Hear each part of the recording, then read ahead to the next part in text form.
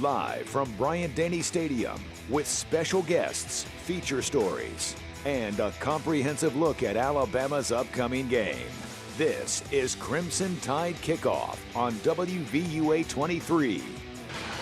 And good morning. Happy game day, everybody. I'm Gary Harris, and you're watching Crimson Tide Kickoff. Well, Alabama at LSU was originally scheduled for November the 14th, but after the Bayou Bengals had a COVID outbreak, the game was postponed. Well, better late than never. It's on tonight at Tiger Stadium, and we are jam-packed. Let's get it started, as always, with our Bama headlines. For the latest on the Crimson Tide, you don't need the newspaper. You need Bama headlines. Well, tonight marks the first time in 92 years that Alabama and LSU will play in the month of December. The game, as I mentioned, originally scheduled for a few weeks back, November 14th, but that was before the LSU program was hit with an outbreak of COVID-19 cases. So we're going to get it on tonight in Baton Rouge. Nick Saban will be back on the sideline tonight. Alabama's head coach has cleared all COVID-19 protocols, and he says he's feeling 100%. Last week, Coach Saban watched the Iron Bowl from home in quarantine as the Tide beat down the Auburn Tigers 42-13 without him. Well, we've got a jam-packed show. We're going to hear from both sides of this Alabama-LSU rivalry. Also this week, a few former Crimson Tide football stars looking to rekindle the Bryant-Denny magic at the Super 7 State Football Championships. All that, plus interviews with Alabama's Director of Athletics, Greg Byrne, LSU play-by-play man Chris Blair. He'll join us in our Behind Enemy Lines segment, as well as Ken Gaddy, the director for the Bryant Museum. Boy, it's going to be fun today. Well, this was the scene yesterday afternoon outside of the Malmore Athletic Complex. Alabama loading the buses for the short trip to the airport, and then the flight to LSU. Devonte Smith, one of a number of Louisiana natives playing for Alabama and returning to their home state. Landon Dickerson and Miller Forrestall, two senior leaders. Defensive coordinator Pete Golding, he's been a target of Bama fans in terms of criticism, but not lately. That Bama defense has been locking folks down. And yes, as we alluded to, Nick Saban was with the team and traveled on the team flight to Baton Rouge. I tell you what, they got by last week without him, but you always want the man when you're playing in a big football game as far as the Crimson Tide's concerned. Well, some sports betting sites list Alabama as much as a 29.5-point favorite in tonight's game. That just seems crazy. But when you look at it, it's really not that difficult to see why, especially after all that LSU lost from last season and then during this season too. Most of last year's championship squad went on to the NFL, and many of the talented players that did return have since opted out. That includes wide receivers Jamar Chase before the season, and then Terrace Marshall just this week. He is their best remaining offensive threat.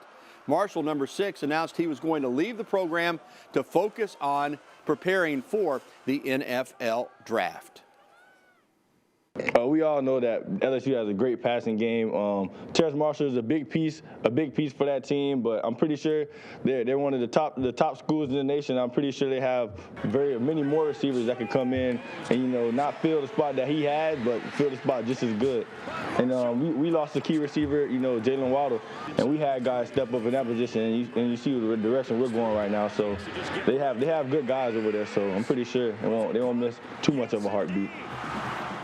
You want a stat that'll blow your mind, even if you're familiar with it, just to hear this stated, I think is going to get your attention. Alabama has not given up a single point at LSU in the last 8 quarters. In 2016, the Tide won a defensive struggle.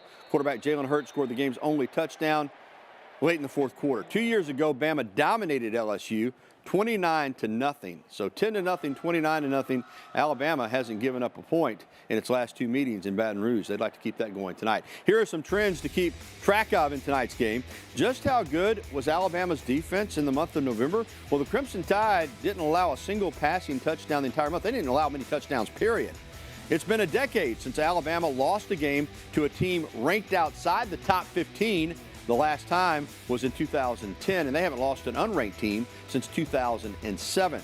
Alabama's favored by, like I said, 28.5, 29.5, whatever you get it at. It's a lot. According to David Purdom of ESPN, no defending national champion has ever been such a steep underdog. This is the largest ever for a defending national champion. LSU is the biggest underdog in the history coming off a national championship. That's crazy. To put it simply, Devonte Smith is a mismatch. A few weeks ago, he set the SEC career record for touchdown receptions. In terms of where he ranks among the best tied receivers of all time, that's probably for you fans to decide in your own minds, but he's part of the discussion with the likes of Julio Jones, Amari Cooper, Calvin Ridley, and other greats.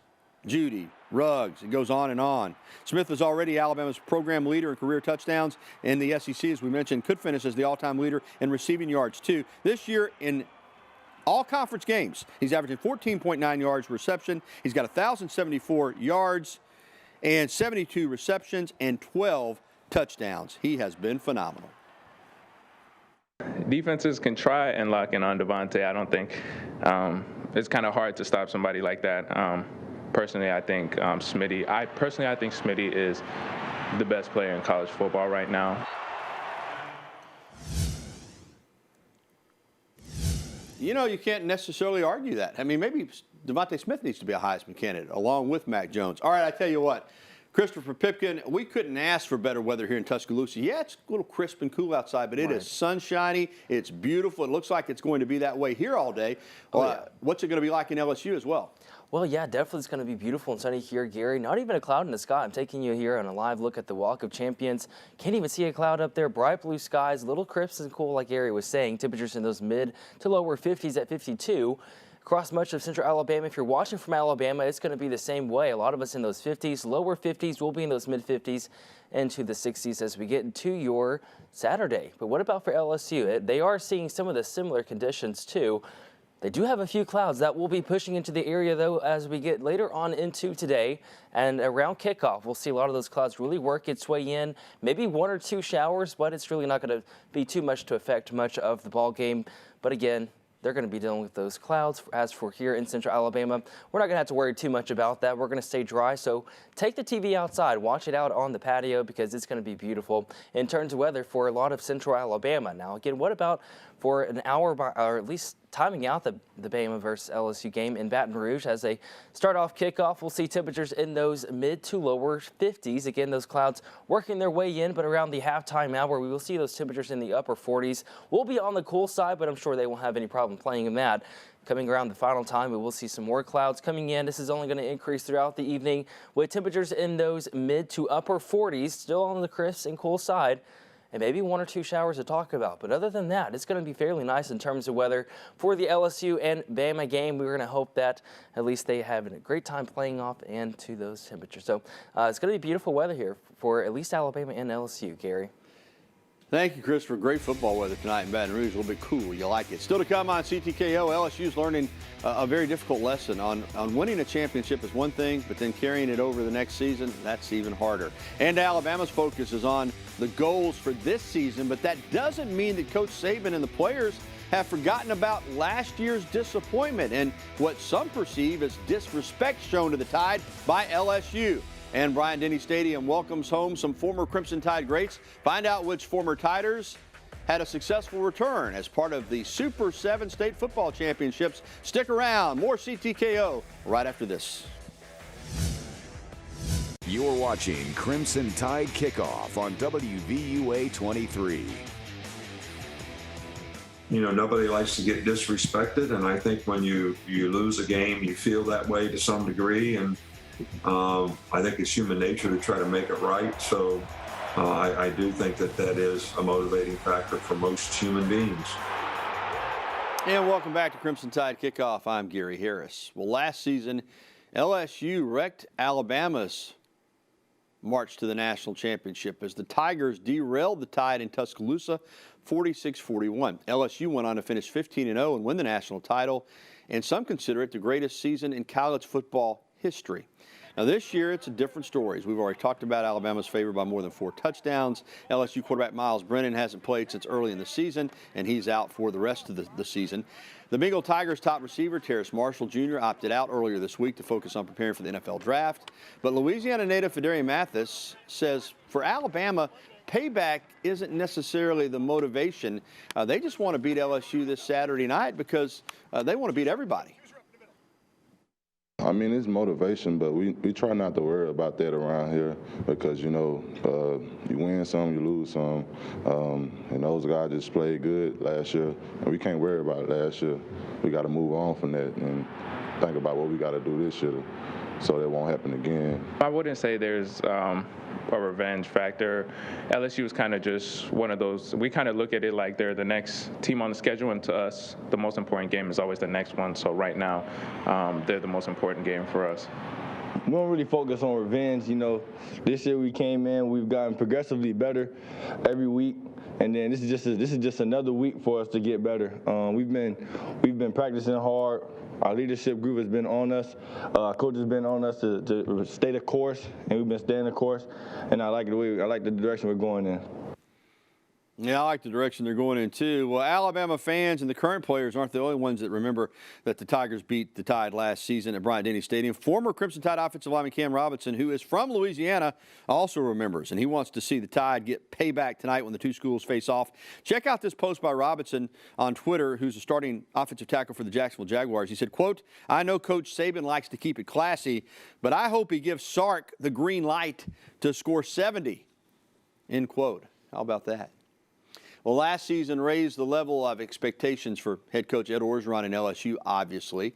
And so far, life after Heisman Trophy winning quarterback Joe Burrow and the rest of those stars has been difficult, to say the least. In fact, one media group that covers LSU used the term abysmal to describe LSU's offense in last week's 20-7 loss to Texas A&M. The Bayou Tigers have been forced to play freshmen at quarterback, couple of them, since starter Miles Brennan suffered an abdominal injury 2 months ago. Against the Aggies, LSU finished the game with only 267 total yards and pulled quarterback TJ Finley midway through that contest. The only reason we pulled TJ was to put Max in and to try some quarterback runs, and we had planned that all week. And we thought that we could get that done, but we couldn't. So we're going to see this week. We're going to practice both of them. Probably just getting pressure on them and keep them off their balance and, you know, playing fast so they can't think. Just basically just putting pressure on a young quarterback that'll help the defense and all. Well, one of the players that's looking to be in the quarterback's face is Baton Rouge native Chris Allen. It's taken a little while, but boy, he's really turned it on at Alabama. He leads the SEC with 9 tackles for loss. Allen added 2 more in last week's Iron Bowl blowout of Auburn, as well as 2 quarterback hurries and a sack. He's getting after the quarterback, that's for sure. And you know he'll be extra motivated tonight. All these Louisiana guys on Alabama's roster looking to go back into Baton Rouge and win big. Well, coming up on Crimson Tide Kickoff, Alabama women's basketball scores another win on and off the court. Plus, a behind-the-scenes look at the broadcast for the Crimson Tide men's basketball games, allowing play-by-play calls to come from a safe and social distance. You're going to want to see this story from William Galloway coming up on Crimson Tide Kickoff. There's 3 teams left this field, 2-1. We're one of the 3. I think we played really good basketball the last 2 nights. I think we got better every single game out. You know, tonight it didn't start out great, but they had some tough shots. Our guys just stayed the course after going down 8-zip. I think we went on a 17-3 run, never gave up the lead from there. So.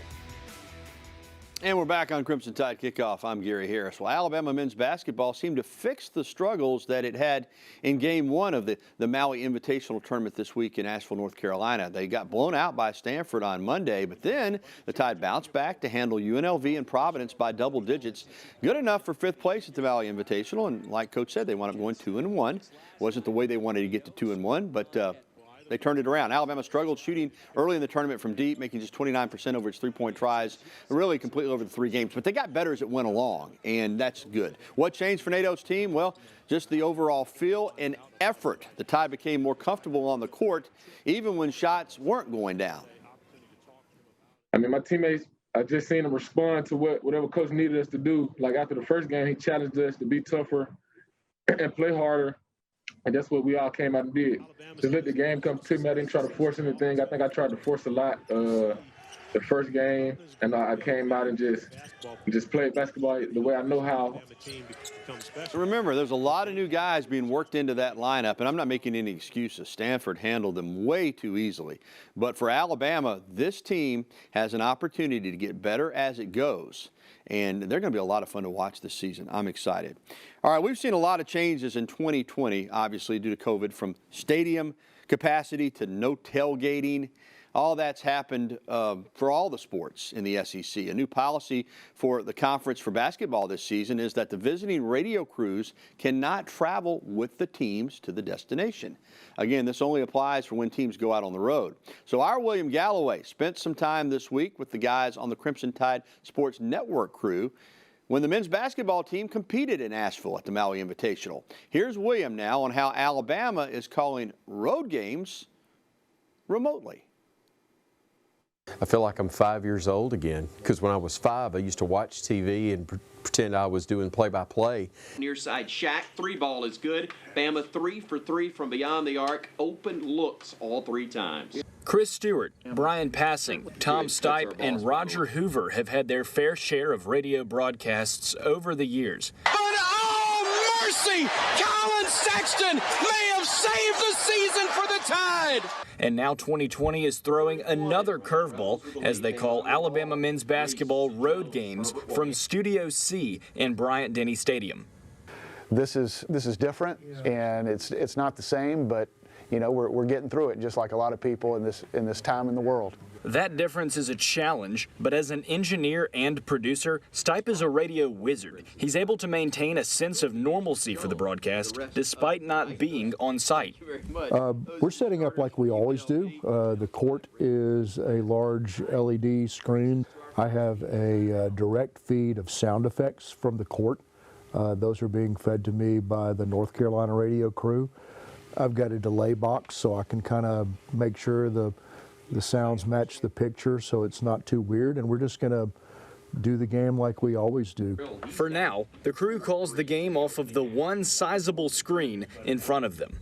It would be nice to have maybe multiple views where we can see a wide shot constantly.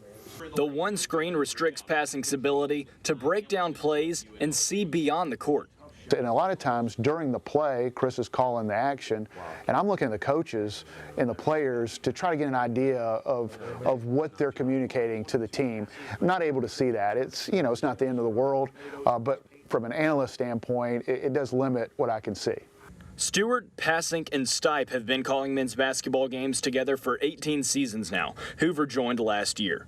In a normal season, they travel with the team, stay in the hotel, really just enjoy the road trips and the work that comes with it. How much of those road trips will they miss? Every slap bit of it. We all love the game, and if we're not there, we're going to be watching it, and our involvement in it will be at the level that people that love basketball will engage with the game, so that part doesn't change. Reporting for Crimson Tide Kickoff, I'm William Galloway. Thanks so much, William. That's an awesome piece, man. And those guys, they do incredible work. And thanks, William, for taking us behind the scenes and showing us how Crimson Tide Sports Network is getting it done for road games in men's basketball. Well, Alabama women's basketball on the road in Stillwater, Oklahoma today to take on Oklahoma State in that SEC Big 12 Challenge. Now, the Tide improved to 3-0 with an easy win over USC Upstate on Wednesday night. Coach Christy Curry's team also got a victory courtesy of the NCAA when transfer guard Taylor Sutton was ruled eligible and allowed to suit up immediately. Sutton played in her first 2 seasons at Middle Tennessee State, and she was the Conference USA's Freshman of the Year 2 years ago, so she's good. She'll be a big addition to Alabama women's basketball. Well, still to come on CTKO, Michael Williams and Pickens County look to flip the script in the Class 1A state championship game. And Pinson Valley's Sam Shade looks to make new memories at his old stomping grounds in Tuscaloosa. We'll find out how the Super 7 state football championships played out for a handful of former Crimson Tide stars next.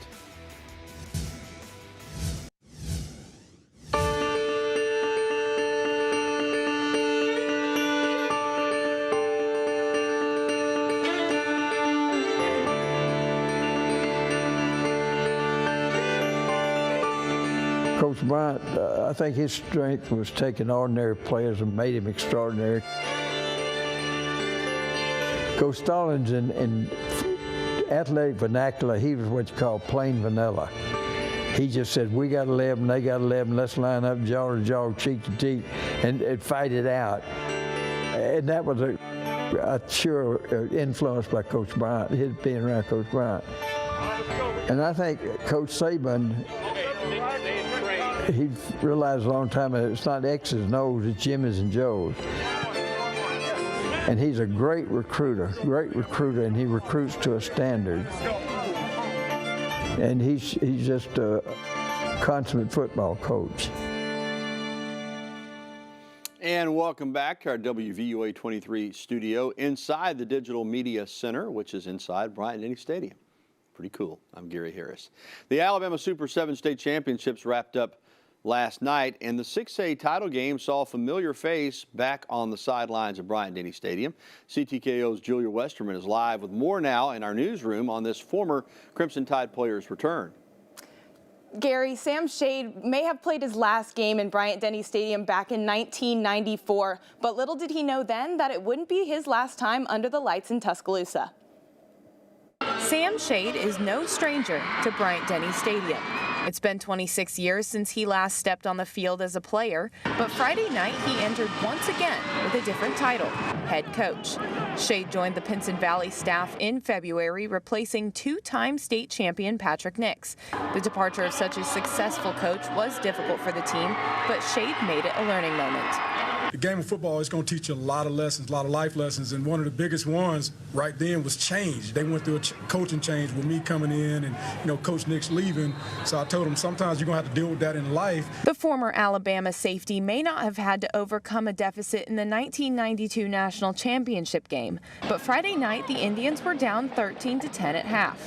They did what they had to do in the second half, which included a 52-yard pass play touchdown to Kool-Aid McKinstry, a 2021 Alabama commit, to retake the lead. Throughout each individual success, Shade emphasized one thing: togetherness. 10 years from now, we'll come back, we'll have a reunion, and nobody will talk about all the individual stuff. You guys just will talk about this team coming together, being brothers, having each other's back. It's just going to be about the relationship that you guys have built. Shade's 4 years at Alabama crafted his understanding of brotherhood, and his 4 years under Dean Stallings unknowingly prepared him to be a coach himself. With one state championship under his belt, it appears he's on the right track. Last night's win is Pinson Valley's third championship title in the past 4 years, and the first one for Sam Shade as head coach of the Indians. Live for CTKO, I'm Julia Westerman. Great job, Julia. Boy, I love Sam Shade, and he's not done yet. Next week, he reports to Montgomery as the honorary captain for the Alabama-Mississippi Football All-Star Classic. The game is scheduled for 1 week from today at Crampton Bowl in the capital city. Shade played in the Alabama-Mississippi Showcase game in 1990 as an outgoing senior from Winona High School in Birmingham. Two other Alabama football alums returned to Bryant-Denny's stage this week. Pickens County head coach Michael Williams and the Tornadoes fell just short in Class 1A. They made it to the championship game, but Linden captured the Blue Map Trophy. It was Williams' first championship game appearance as a player or coach at the school where he played. In Class 7A, the Thompson Warriors got a last-second field goal to stun Auburn, 29-28. That's back-to-back state championships for Thompson and offensive line coach Thomas Rayam. He played at Alabama in the late 1980s. Rayam had a big block against Penn State, you might remember, to keep the undefeated season going in 1989. Well, still to come on Crimson Tide Kickoff, our weekly Byrne Point with Alabama Director of Athletics Greg Byrne. And a little later, we'll go behind enemy lines with LSU play-by-play broadcaster Chris Blair. We'll tell you what he thinks gives the Bengal Tigers their best opportunity to come alive tonight at Tiger Stadium. Stick around.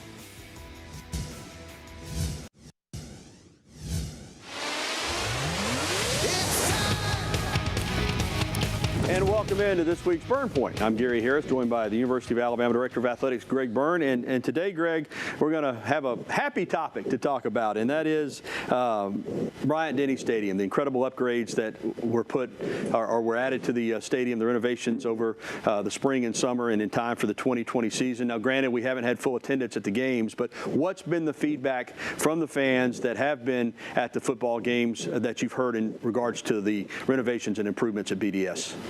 You know, Gary, overall, it's been very positive. Our folks, all the fans have seen the new video boards, which has been a big hit. The quality of them are so much better than what we had before. They're 60% larger as well.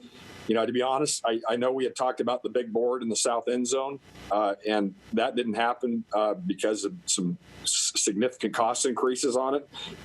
I'm glad it didn't happen. I think the new boards in the corners, the way they are something that all of our fans can enjoy and be a part of.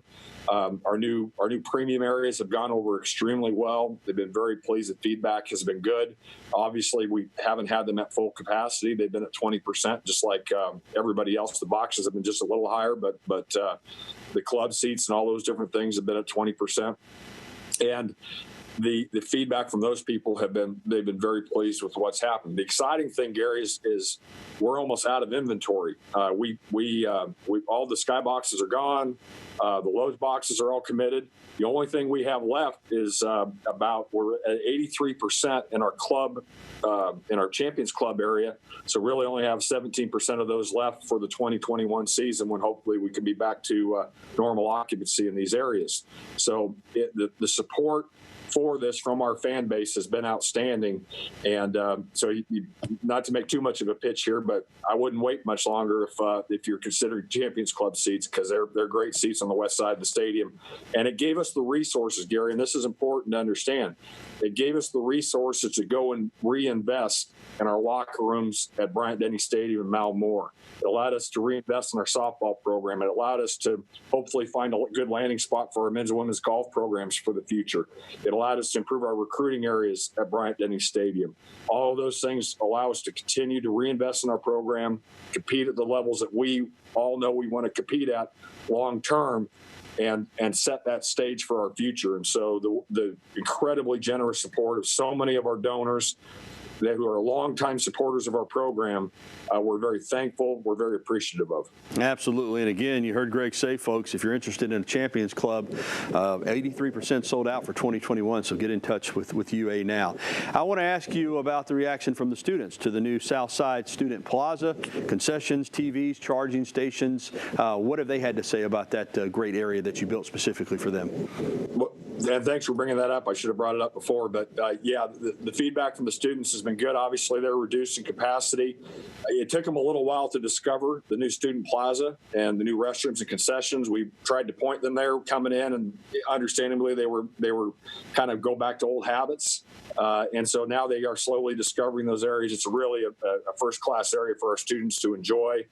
They've got charging stations for their phones. They got a lot of different TVs there where they can watch our game or other games throughout the country. Hopefully, when our game's on, they're in the seats.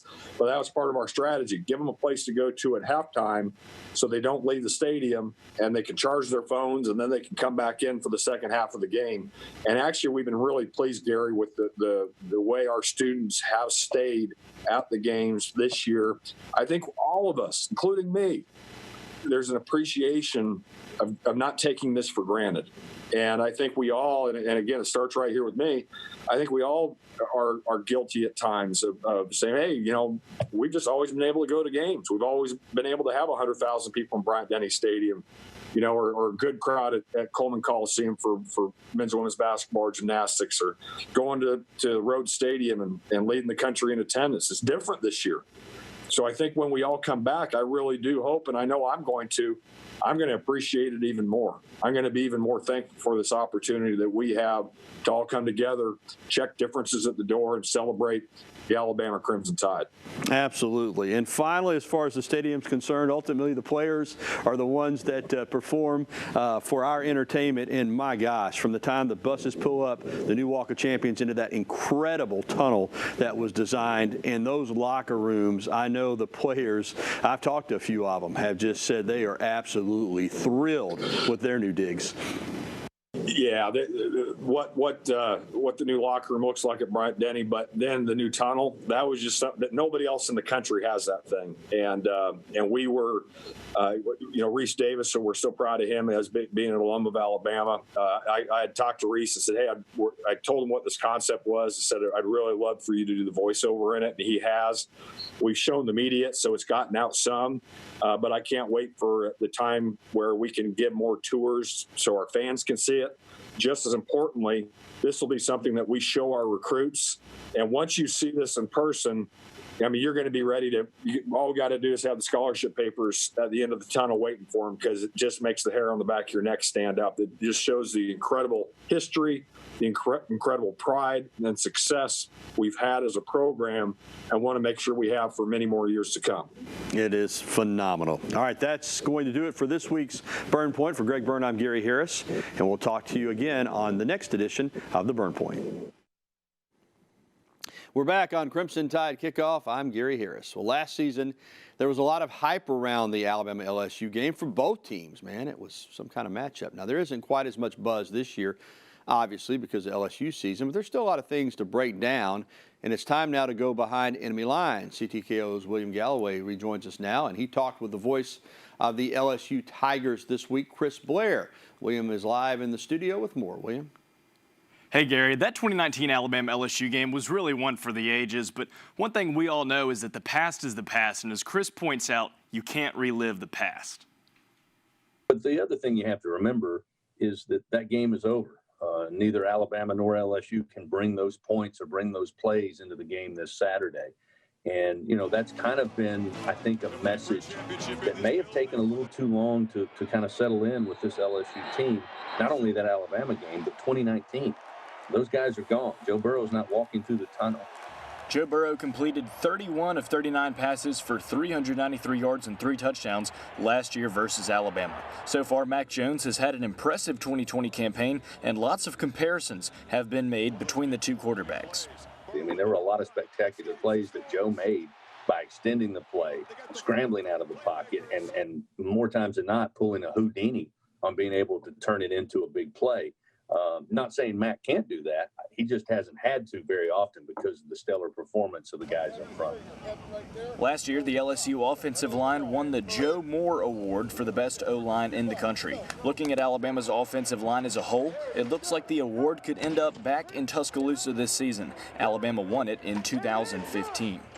I think Mac also probably this year, even more so than Burrow last year, has without question Alabama's offensive line. I mean, that allows a guy with the skill set that Mac has, the weapons around him, the fact that he can really, you know, scan the field. He's going to find somebody open. They're just too talented. So I think, you know, Mac benefits from having really a stellar offensive line. The line has helped propel Alabama to score an average of 48.5 points per game through 8 games this season. LSU will be without their main offensive weapon, wide receiver Terrace Marshall Jr., who opted out earlier this week to prepare for the 2021 NFL Draft.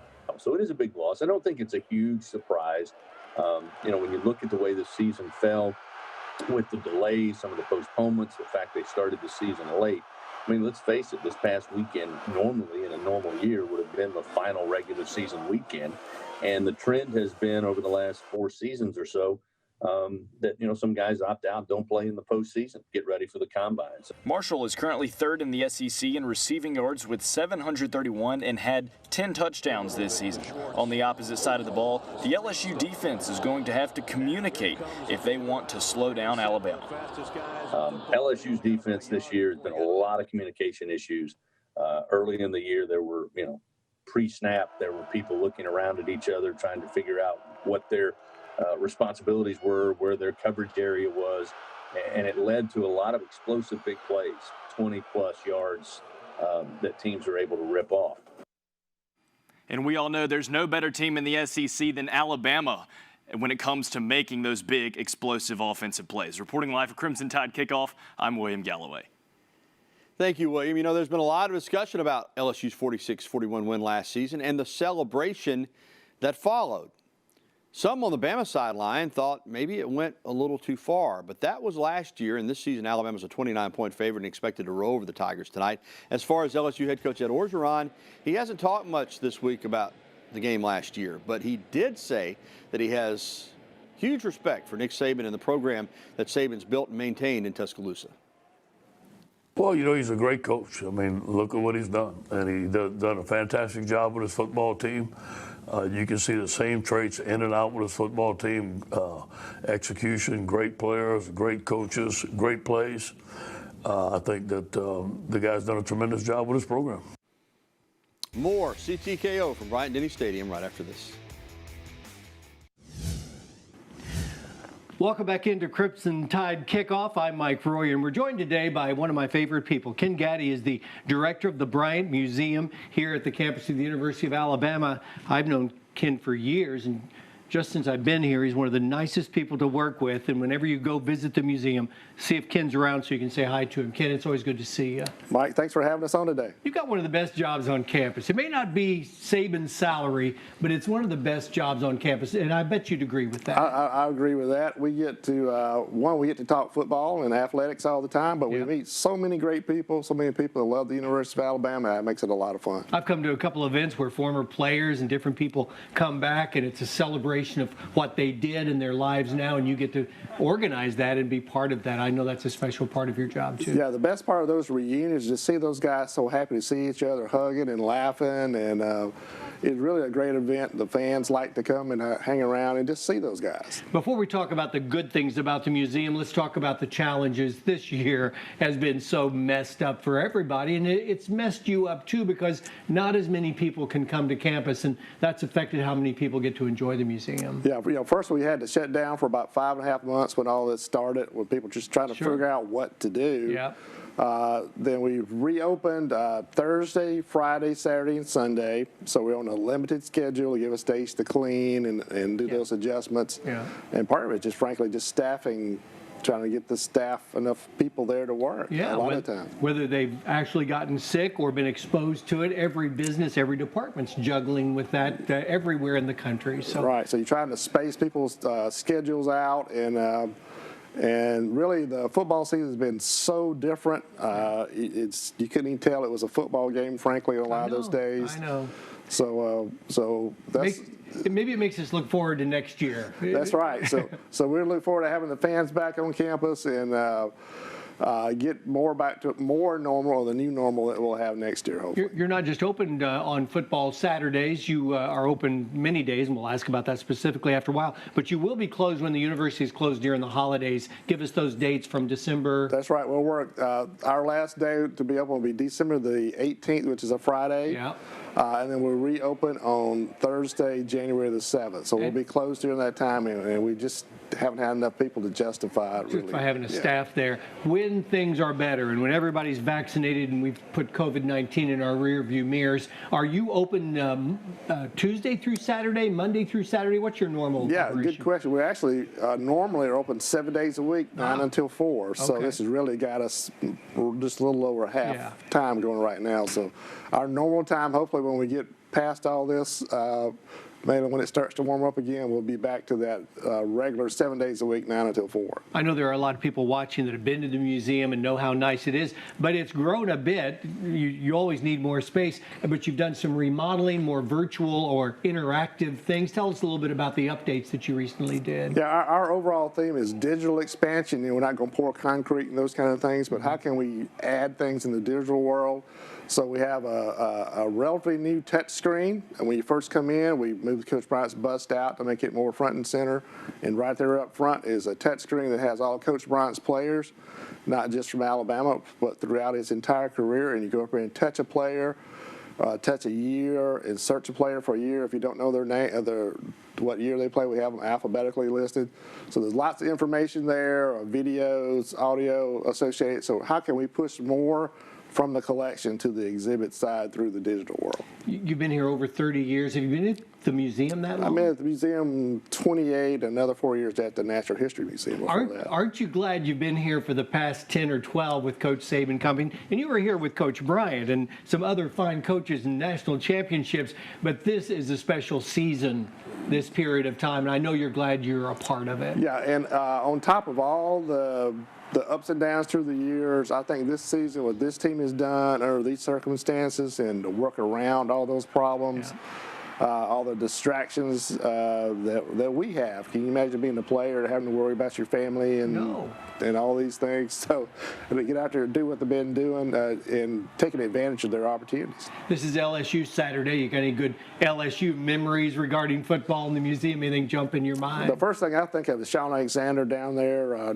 running wild, really getting his first chance and putting his name on the national scene. And kind of how Alabama has kind of won down there. There was a streak forever that we couldn't lose there, and a streak they couldn't lose here. So how the home field didn't mean a whole lot sometimes. I want to close with this, and let's take another minute.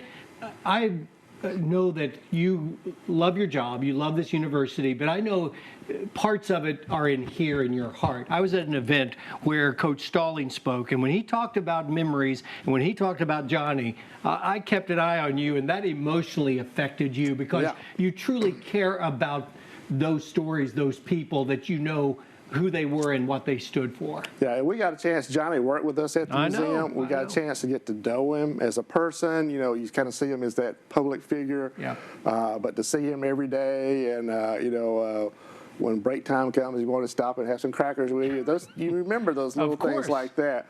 So we got to know him as a person, and those are the type of things that are so special, and you want to remember forever. And your memories of him, Johnny, are as powerful to you as Namath or Bryant or Saban. They're just as personal and close to your heart. That's right, and we do that with every player. You know, you talk about the stars, but sometimes those people that played, but people might not remember, they're just as important to us as the big guys. Well, Ken Gaddy, you're important to us too. We appreciate what you do at the museum. Thanks for taking time to talk to us on CTKO today. All right, thanks for having us. It's always good to see you, Ken. Let's go back to Gary.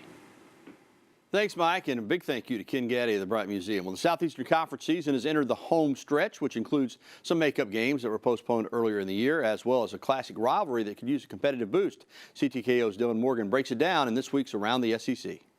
Last week in the SEC was known as Rivalry Week, and Tennessee versus Florida used to fall into that category. But the Volunteers have only defeated the Gators once in the last 15 meetings, and the chances this week that look to repeat history as Kyle Trask, the odds-on favorite to win the Heisman Trophy, look to increase upon his league-leading 34 passing touchdowns on the season. This game will be the first time the Volunteers play in Neyland Stadium in 42 days, while on the other sideline, Dan Mullen looks to extend his undefeated record against Tennessee to 6-0 all-time in his career. Missouri quarterback Connor Bazelak should have a good idea on how to attack the Arkansas defense today, as he will be facing his former head coach Barry Odom, who is now the defensive coordinator for the Razorbacks. Not to mention Bazelak and the Tiger offense are coming off of a hot performance against Vanderbilt as they put up 41 points in the shutout victory, which begs the question, can the former pupil outsmart his old head coach? And this is the graphic Texas A&M released for its game. It's the Aggie football player who is launching himself onto the soaring eagle, and social media has had a lot of fun with just looking at this picture. And we football fans know what Texas A&M looked to accomplish this season, and let's just say the odds of them reaching the college football playoff, which would likely send 2 SEC teams to the college football playoff, are probably better than the odds of a padded football player catching an eagle in mid-flight. And in one aspect, this picture is very accurate. Texas A&M either comes up with what it's chasing for, or its college football playoff hopes fall flat. With Around the SEC, I'm Dylan Morgan reporting for CTKO. Thank you, Dylan, and CTKO will continue right after this timeout. The college football playoff is going to look different. The Rose Bowl is scheduled to host one of the playoff semifinals on January 1st, but fans will not be allowed to attend the game. Here's the official statement from the Rose Bowl. California and Pasadena County has strict COVID-19 restrictions in place. The Rose Bowl is set for January 1st. The other semifinal is January 2nd in Glendale, Arizona. The general public will not be allowed to attend that game either, but the Fiesta Bowl will allow families of the teams playing to attend the game. Well, as expected, the Southeastern Conference announced a revised schedule for football games to be played on December 12th as a result of game postponements during the 2020 season due to the impact of COVID-19. Alabama will conclude the regular season against Arkansas Saturday, December 12th in Fayetteville. This week, Arkansas deals with the same situation that the Tide faced last week. Razorbacks coach Sam Pittman will not be on the sideline for today's game against Missouri. It's wait and see if he can or will be there for the Alabama game. All right, let's check in on a final opportunity to see what's going on in the weather with Christopher Pipkin. Hey, Gary, it's a beautiful day out there. We're seeing some bright blue skies, and it's going to be like that for game day, too. I'll go ahead and show you your game day forecast, though, for the LSU as they're going to face off down there. They're going to be in the 50s. Clear skies and cloudy skies, Gary. It's going to be fairly nice out there, and it's going to make it for a nice, at least, evening for not only us, but them, too. They're going to have clouds increase, but a few showers, Gary. Well, thank you, Christopher. And you wrapped up the weather. We're going to wrap up Crimson Tide Kickoff. But first, I want to remind you that William Galloway will be in tonight at 10 o'clock with all your Saturday evening sports. Of course, the latest on Alabama and LSU. That's coming up tonight at 10 on the news at 10. And then tomorrow night, Julia Westerman will be at the sports desk at 10 o'clock. And at that time, because the game is a night game tonight, it probably isn't going to end till right between 10:15 and 10:30 tonight. So you'll want to make sure and tune in tomorrow night at 10 with Julia Westerman so that you can catch a full recap of the game, plus all the post-game reaction from both the LSU and Alabama locker rooms. That's tomorrow night at 10. All right, that is going to close it out for today. I want to thank our entire CTKO staff and WVOA 23 family as well for helping Crimson Tide Kickoff come off for another Saturday morning. We'll be back with you next Saturday at 11 a.m. to preview the Arkansas game in Fayetteville. I'm Gary Harris. Thanks for watching. Have a great day, everybody. One other quick note in regards to the game tonight. Expect some coaching changes in the Alabama defensive coaching staff due to COVID. It looks as though Mike Stoops and Charlie Strong will both be activated tonight to coach the Alabama defense. Have a great day. Roll Tide.